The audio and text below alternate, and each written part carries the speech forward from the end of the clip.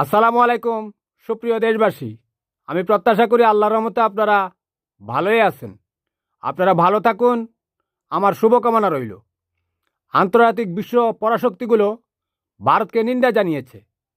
এর কারণ হচ্ছে 23শে ডিসেম্বর মঙ্গলবার 2025 সালে বাংলাদেশের দূতাবাসে হামলা করে ভারতীয় জঙ্গি সংগঠনগুলো।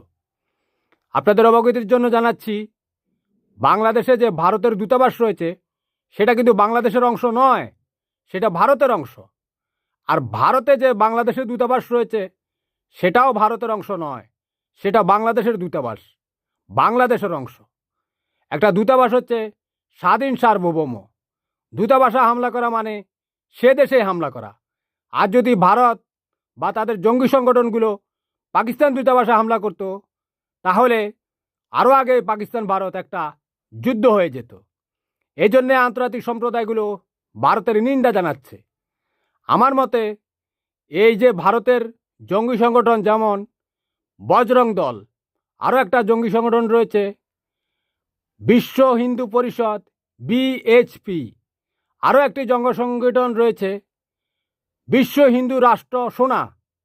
এরা সবাই মিলে এই জঙ্গিগুলো ভারতের বাংলাদেশের দূতাবাসে হামলা চালায়। বাংলাদেশের দূতাবাস কিন্তু একেবারে পাশাপাশি বা কাছে নয়, সেটা হচ্ছে কূটনৈতিক পাড়ার একেবারে গভীরে, অনেকগুলো দূতাবাস পেরিয়ে একেবারে গভীরে মধ্যখানে গিয়ে বাংলাদেশের দূতাবাস।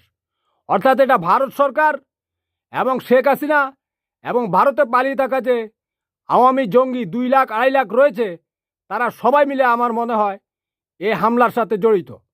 শেখ হাসিনা এই চিত্রনাট্য, তার জঙ্গির যে জঙ্গিগুলো রয়েছে ভারতীয় হিন্দুত্ববাদী জঙ্গিদের সাথে মিলেমিশে তারা এই হামলা চালাচ্ছে।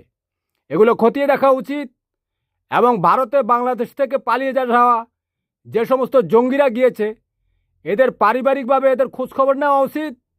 এরা যাতে ভবিষ্যতে রাষ্ট্রীয় কোনো কর্মসূচিতে এবং রাষ্ট্রের কোনো উচ্চ পর্যায়ে আসতে না পারে, তাহলে কিন্তু তারা যে একটা ভারতের প্রতি কৃতজ্ঞতা, সেই কৃতজ্ঞতা এই দেশকে ভারতের হাতে তুলে দিবে। এটা ন্যাচারাল। কারণ এই জঙ্গিগুলো মানুষ খুন করে বাংলাদেশ থেকে ভারতে পালিয়ে গেছে। ভারতে জঙ্গিদেরকে পৃষ্ঠপোষকতা দিচ্ছে, ট্রেনিং দিচ্ছে। তাদের গোয়েন্দা বাহিনী এই সমস্ত জঙ্গিদেরকে ট্রেনিং দিয়ে বাংলাদেশে যে জুলাই আগস্ট বিপ্লবের যে গণ অভ্যুত্থানকারী রয়েছে তাদেরকে হত্যা করাচ্ছে এবং তাদেরকে নিরাপদে বাংলাদেশ থেকে রেস্কিউ করে আবার ভারতে নিয়ে যাওয়া হচ্ছে। এই জন্য ভারতকে